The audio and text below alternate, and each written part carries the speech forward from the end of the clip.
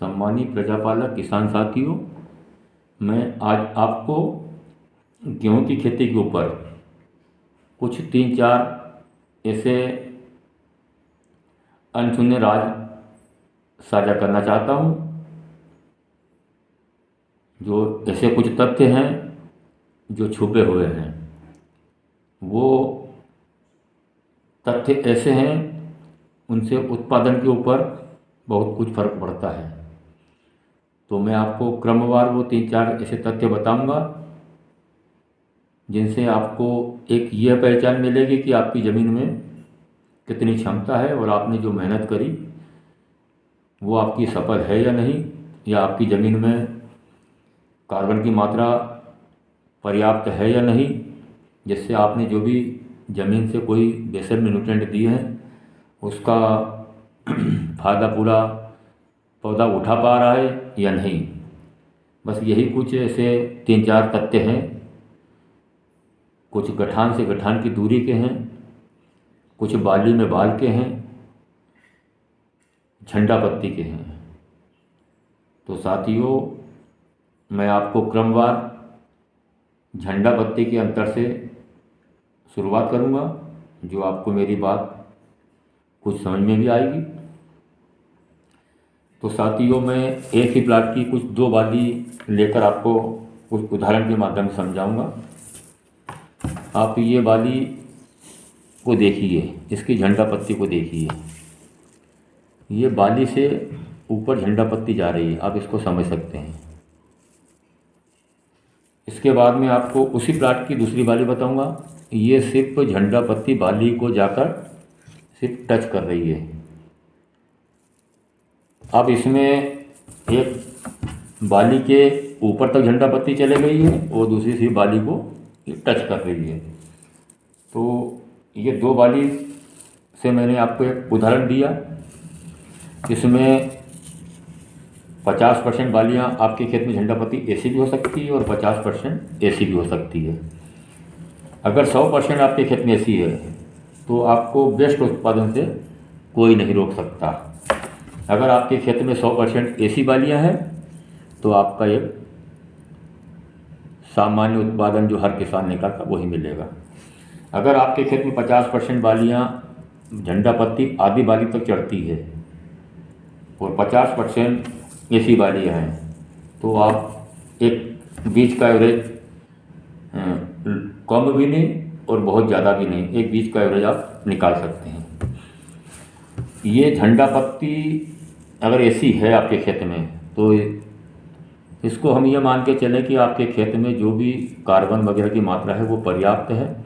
आप ज़मीन से जो भी दे रहे हैं वो आपका पौधा पूरा उठा रहा है। उसकी पूरी एनर्जी झंडा पत्ती के ऊपर लगी हुई है। मेरे जो कुछ फार्मूले हैं जो स्प्रे में बताने के, जो पहले स्प्रे में, वो इसी के ऊपर रहते हैं कि आपके खेत में जितनी झंडा पत्ती ऐसी आएगी आपका प्रोडक्शन उतना अच्छा आएगा। तो मेरे पहले के वीडियो में मैं बता भी चुका हूँ। तो साथियों, कोशिश करें कि हमारी ज़मीन में कार्बन की मात्रा कैसे बढ़े। बिना कार्बन बढ़े आप इस प्रकार की झंडा पत्ती नहीं निकाल सकते। साथियों, जहाँ हमारी बारिश में पानी जमा होता है, जिस ज़मीन में, जलावर में, उस ज़मीन में आपको इस प्रकार की झंडा पत्ती जरूर देखने को मिलेगी, क्योंकि ज़मीन के जितने भी न्यूट्रिएंट हैं वो जहाँ पानी भरा होता है वहाँ आकर जमा होते हैं, वहाँ से बहकर नहीं जाते, वो ज़मीन में रहते हैं और वहाँ पौधा आपका पूरा उठा लेता है। और जहाँ आपकी हाइट वाली ज़मीन है, जहाँ से कटाव मिट्टी का होता है, वहाँ आपको इस प्रकार की बालियाँ दिखेगी। आप अपने खेत में जाकर इसका निरीक्षण जरूर करना।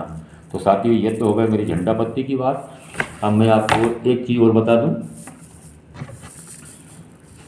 इसको आप देखिए, ये बालियाँ लगभग बराबर पे हैं और इनकी आपको यहाँ गठान भी दोनों की बराबर दिखेगी। ये देखिए, और ये गठान भी आपकी लगभग बराबर पे ही है। तो हमारा जो फार्मूला रहता है जो पेक्लोबुटाजोल का, वो इन्हीं गठान की दूरी कम करने के लिए हम बताते हैं। ये आप देखिए, मुश्किल से 4 से 5 इंच के ऊपर आपकी ये गठाने हैं। तो साथियों, ये तो हो गई गठान की बात। इससे अगर आपका पौधा रुका है तो इसका स्टम भी मजबूत हुआ है और इसी गठान की जो आपस में दूरी रहती है वो भी आपकी कम हुई है। इसका मतलब कि पौधे की हाइट एक सामान्य रहेगी, हाइट ज़्यादा नहीं रहेगी। तो ये तो हो गई गठान की बात। अब मैं आगे की बात बताता हूँ। अगर आपका पौधा अभी तक भी अगर ये पत्तियाँ नीचे वाली अगर यहाँ से सुरक्षित बचाकर आपने ले आए हैं यहाँ तक भी, तो आपको बेहतर उत्पादन की एक उम्मीद बनेगी। अधिकतर प्लाटों में हम देखते हैं कि दूसरे पानी देने के बाद ये पत्तियाँ ऑटोमेटिक पूरी पीली होकर ख़राब हो जाती हैं, जो उनका काम बंद हो जाता है। पर यहाँ जहाँ आप व्यवस्थित 2 स्प्रे करेंगे फंजीसाइड के, वहाँ आपको ये पत्तियाँ नीचे की भी बाली तक भी सुरक्षित आएंगी। इसके बाद में ये ख़राब भी हो जाएगी, तो ये झंडा पत्ती आपके पौधे को पोषण देती रहेगी। झंडा पत्ती से मेरा तात्पर्य है कि 40% से 50% योगदान इस झंडा पत्ती का उत्पादन के ऊपर रहता है। तो साथियों, ये झंडा पत्ती के लिए जो मैंने पीछे वीडियो बताए हैं, जो पहला स्प्रे वो इसी के लिए मैंने बताया था कि आपकी झंडा पत्ती अच्छी आना चाहिए। तो कुछ किसान साथियों के ऐसे कमेंट भी हैं कि हम पहले भी बिना स्प्रे के गेहूँ पैदा करते थे, तो अब ऐसी क्या ज़रूरत पड़ गई कि हमें स्प्रे करना पड़ रहा है। साथियों, उसका मेन सीक्रेट यही है कि हम रेगुलर एक जैसी फसल ले रहे हैं, तो ज़मीन में न्यूट्रिएंट का हास होना अनिवार्य ही है। हमारे न्यूट्रिएंट की मात्रा घट रही है, इसलिए हमें इसके पत्ती के ऊपर स्पॉट के रूप में हमें लक्षण परिलक्षित हो रहे हैं। कभी कोई कैल्शियम की कमी बता रहा है, तो कोई कभी बोरान की डिफिशियंसी बता रहे हैं। ये इसीलिए कमियां हो रही कि हम रेगुलर उत्पादन की चाह में जो पौधे को लग रहा है वो नहीं दे पाते, इसलिए चीज़ की कमियां धीरे धीरे हमारी ज़मीन में हो रही है। अगर समय रहते हमने इनको ज़मीन में संतुलित कर लिया या हमने स्प्रे के माध्यम से दे दिए हैं, तो आपकी पैदावार बेहतर होगी, इसको कोई नहीं रोक सकता। और साथियों, उनके खर्चे भी बहुत ज़्यादा नहीं हैं। दो स्प्रे मैंने जो बताए हैं पीछे, कि 1500, 1700, 1800 रुपये एकड़ तक के खर्चे हैं, तो इतना तो हम कर सकते हैं। अब रही बात एक और बहुत सीक्रेट जो मैं आपको आज साझा कर दूं। ये बाली में जितने बाल हैं, कुदरत ने उतने ही इनके गर्भ दिए हैं अपनी जनरेशन को बढ़ाने के लिए। हम कोशिश करें ये बाली में जितने बाल हैं हम उनको सुरक्षित बचा कर रखें।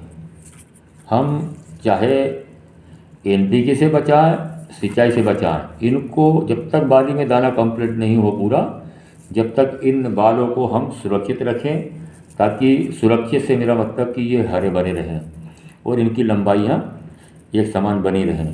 तो साथियों, ये ज़रूरी है कि ये बाल हमारे हरे बनाए रखें हम।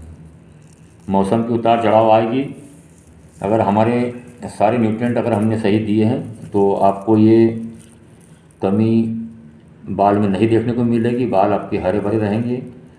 ऊपर की नोक से सूखते सूखते दाना पूरा कंप्लीट होगा, तब तक ये नीचे सूखेंगे। आपका प्लाट आपको अलग ही दिखते रहेगा। अब रही बात एक सीक्रेट की ओर, जो मैं आपको आपके सामने एक बाली में से तोड़कर दिखाता हूँ।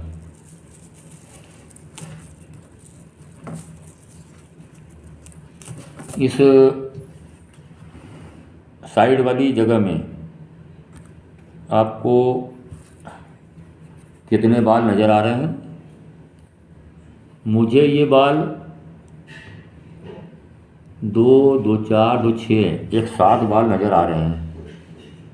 7 बाल में से 3 बाल अच्छे साइज के हैं, एक फिर थोड़ा मीडियम है, बाकी 2 छोटे हैं। तो साथियों, ये 7 दाने की व्यवस्था कुदरत ने इनको दी है। ये 7 गर्भ इस बाली के अंदर, एक टोकसे के अंदर हैं। अगर 7 इसमें हैं, तो हम एक बाली का अनुमान लगाएं एक दूसरी बाली उठाकर कि इसमें कितने ऐसे टोक्से हैं। तो आपके सामने बता दूं, 1 2 3 4 5 6 7 और ये 8 और 9 10 11 12 13 14 और 15 16, इस बाली में 16 हैं।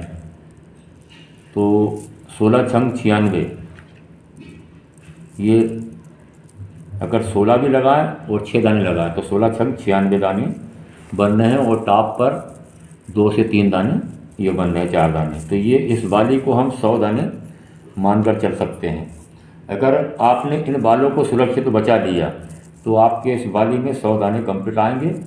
जो बाल लंबे हैं इनके दाने मोटे आएंगे, और जो बाल मीडियम हैं उनके दाने मीडियम आएंगे, और जो बाल बिल्कुल छोटे हैं उनमें दाना जीरी रहेगा। तो हम कोशिश करें, अगर हमारा न्यूट्रिएंट भरपूर है तो आपके बाल अधिक से अधिक इसमें लंबे रहेंगे, और वो एक गारंटी रहेगी कि दाना आपका मजबूत आएगा।